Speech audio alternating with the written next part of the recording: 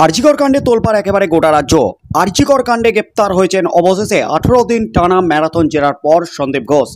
আরজিকর হাসপাতালের প্রাক্তন অধ্যক্ষ সন্দীপ ঘোষ গ্রেপ্তার হওয়ার পর তাকে দফায় দফায় জেরা করে রীতিমতো চমকে ওঠার মতো তথ্য সিবিআইয়ের হাতে।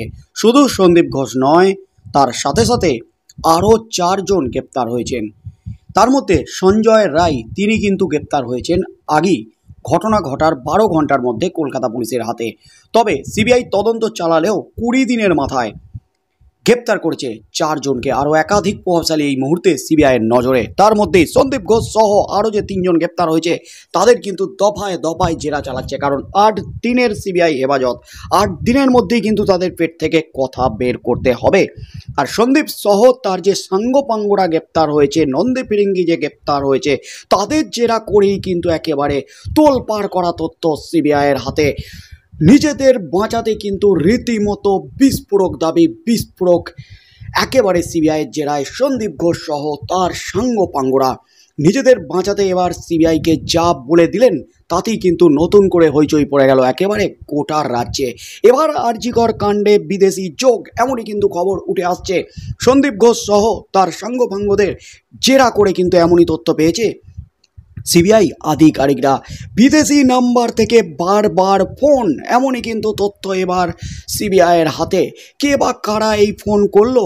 আরজিকর কাণ্ড নিয়ে কিন্তু ক্রমেই বাড়ছে রহস্য কিন্তু দিন দিন ঘনীভূত হচ্ছে।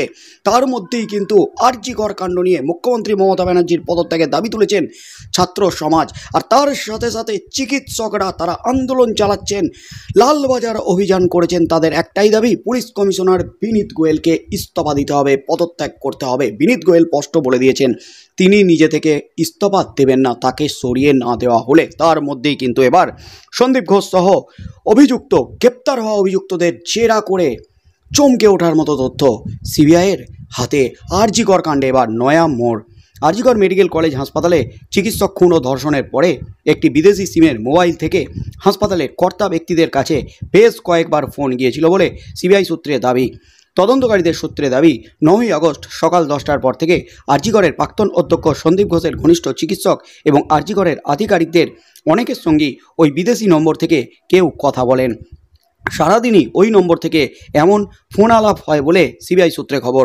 অপরাধের পরে তথ্য প্রমাণ লোপাটের চেষ্টা বা চিকিৎসকের শেষকৃত্য তড়িঘড়ি করার নেপথ্যে সেই নম্বর ব্যবহারকারীর ভূমিকা আছে কিনা তা এখন খতিয়ে দেখছেন কেন্দ্রীয় তদন্তকারী আধিকারিকরা।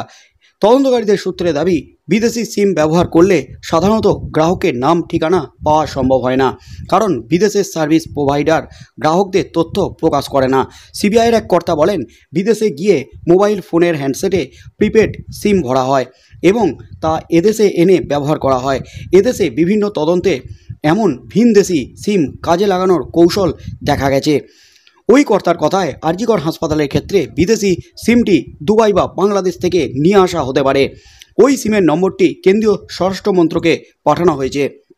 কার নামে সিমটি কোথা থেকে নেওয়া হয়েছিল তা বোঝার চেষ্টা করছে সিবিআই।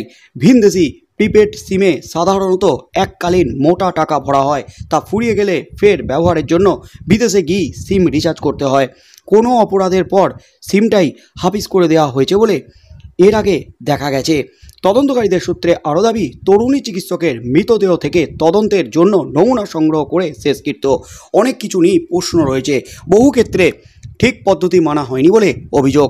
তদন্তে বাধা সৃষ্টির মতলব ছিল কিনা তাও সিবিআই খতিয়ে দেখছে। এক তদন্তকারী অফিসার বলেন, প্রাথমিক পর্যায়ে মনে করা হচ্ছিল তাড়াহুড়ো করতে গিয়ে কিছু ভুল ত্রুটি হয়েছিল। এখন মনে হচ্ছে গুলিয়ে দেওয়ার খেলায় কোনো পাকা মাথার অস্তিত্ব কষ্টকল্পিত নয়। তদন্তকারীদের সূত্রে দাবি, এই সিম ব্যবহারকারী একজন অত্যন্ত প্রভাবশালী হতেই পারেন। সরাসরি তদন্তে যুক্ত নন এমন কোনো পুলিশ কর্তার ছায়াও ঘটনাক্রমের মধ্যে থাকতে পারে বলে তদন্তকারীদের সূত্রে দাবি করা হচ্ছে। এই মুহূর্তের সবচেয়ে বড় খবর, সন্দীপ ঘোষ সহ তার সাঙ্গপাঙ্গদের জেরা করে এবার বিদেশি যোগের হদিশ। দুবাই বা বাংলাদেশ থেকে ফোন করা হয়েছিল, দুবাই বা বাংলাদেশের ফোন সিম ব্যবহার করে ফোন করা হয়েছিল বারবার, অর্থাৎ আরজিকর কাণ্ড। এটা কিন্তু নিছক খুন বা ধর্ষণ নয়, এর পিছনে রয়েছে বিরাট বড় চক্রান্ত, বিরাট বড় ষড়যন্ত্র। যে দাবিটা দীর্ঘদিন ধরে আরজি কর কাণ্ডের পর থেকেই ক্রমে ঘনীভূত হচ্ছিল, সিবিআইয়ের হাতে কিন্তু সেই রকমই চাঞ্চল্যকর তথ্য দিয়েছেন এই সন্দীপ ঘোষ। কে বা কারা বারবার ফোন করেছিলেন যেদিন এই চিকিৎসকের মৃত্যু হয়, এই চিকিৎসকের মৃত্যুর পরই ওই বিদেশি নাম্বার থেকে বারবার আরজি কর হসপিটালের কর্তাদের সাথে কথা বলেছিলেন, সন্দীপ ঘোষের সাথে কথা বলেছিলেন। কিন্তু কে সেই ব্যক্তি, কার নামে সিম, কোথা থেকে সিমটি তুলেছিলেন, কি কারণে বিদেশি নাম্বার ব্যবহার করতে হলো চিকিৎসকের মৃত্যুর পর, আর সিবিআই সূত্রে যে খবর উঠে আসছে এটা কিন্তু একটা বড়সড় পরিকল্পনা। কারণ বিদেশি সিম ব্যবহার করলে কে বা কারা এই ফোনটি করছে সেটা ধরা কার্যত অসম্ভব। কারণ বিদেশে গিয়ে ওই সার্ভিস প্রোভাইডারের নাম ঠিকানা জানা কিন্তু কার্যত অসম্ভব। আর বিদেশি সিম ব্যবহার করেই কিন্তু অন্যান্য মামলার ক্ষেত্রেও এভাবে ছক করা হয়েছিল, এভাবে কিন্তু ষড়যন্ত্র করা হয়েছিল। তাই আরজি কর কাণ্ডেও কিন্তু এবার সরাসরি বাংলাদেশ বা দুবাই যোগ, বাংলাদেশ বা দুবাইয়ের সিম ব্যবহার করে কোনো অত্যন্ত প্রভাবশালী ব্যক্তি এমনই কিন্তু মনে করছে সিবিআই আধিকারিকরা, সে ফোনটি করেছিল আরজি করের কর্তাদের সাথে। এই আরজি কর কাণ্ডের পরই কিন্তু সেমিনার রুমের একাধিক ভিডিও ফুটেজ ভাইরাল হয়েছে, সেখানে দেখা গেছে বহিরাগতদের। সেই নিয়েও কিন্তু প্রশ্ন উঠে গেছে কী কারণে থেকে ভিড় ছিল আরজি করের মৃত্যুর পরপরই এই সেমিনার রুমে। কি করছিলেন তারা? প্রমাণ লোপাট করছিলেন, এমন প্রশ্নগুলোই কিন্তু উঠে গেছে বিভিন্ন মহল থেকে। ডিসি সেন্ট্রাল ইন্দিরা মুখোপাধ্যায় তিনি কিন্তু সাফাই দেওয়ার চেষ্টা করেছেন, মাথা ধরে ধরে তাদের নাম সামনে এনেছেন, কি কারণে তারা গিয়েছিলেন সেটাও কিন্তু সামনে আনার চেষ্টা করেছেন। কিন্তু তাতেও চিরে ভিজছে না সিবিআই, কিন্তু সন্দীপ ঘোষ সহ তার সাঙ্গপাঙ্গদের দফায় দফায় জেরা চালাচ্ছে। আর সেই জেরাতেই কিন্তু একেবারে বিস্ফোরক তথ্য সামনে আসছে। তার মধ্যেই কিন্তু সন্দীপ ঘোষকে গতকাল তোলা হয়েছিল আদালতে।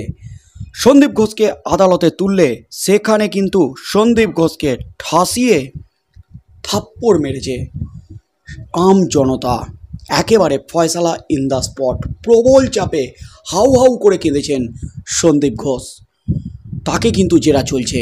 তিনি মূলত খুন এবং ধর্ষণ কাণ্ড এবং তার সাথে সাথে যে মামলাটি চলছে দুর্নীতির মামলা, স্বাস্থ্যক্ষেত্রে ভয়ঙ্কর দুর্নীতির র্যাকেট চালাতেন এই সন্দীপ ঘোষ।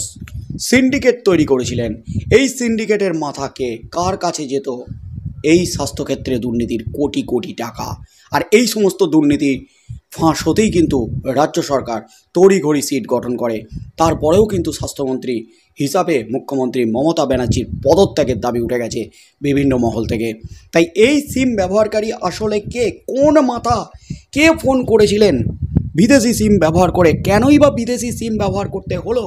তাহলে কি দুর্নীতি জেনে গিয়েছিল ওই মৃতা চিকিৎসক? সব কিছু কি ফাঁস করে দেওয়ার ভয়ই তাকে দুনিয়া থেকে সরিয়ে ফেলা হলো? আরজি করে যে অডিও ক্লিপগুলি ভাইরাল হয়েছে সেখানে কিন্তু দাবি করা হয়েছে সঞ্জয় রায়কে বলির পাঁঠা করা হয়েছে। এখানে জড়িত অত্যন্ত প্রভাবশালীর কোনো বাড়ির একজন, কোনো ইন্টার্ন, তার পরিবারের লোকজন অত্যন্ত প্রভাবশালী। এবং এই অডিও ক্লিপ এবং ফোনের তথ্য, বিদেশি সিম ব্যবহারের তথ্য সামনে আসতে কিন্তু সেই প্রভাবশালী তথ্য আরও বেশি করে একেবারে সামনে আসছে।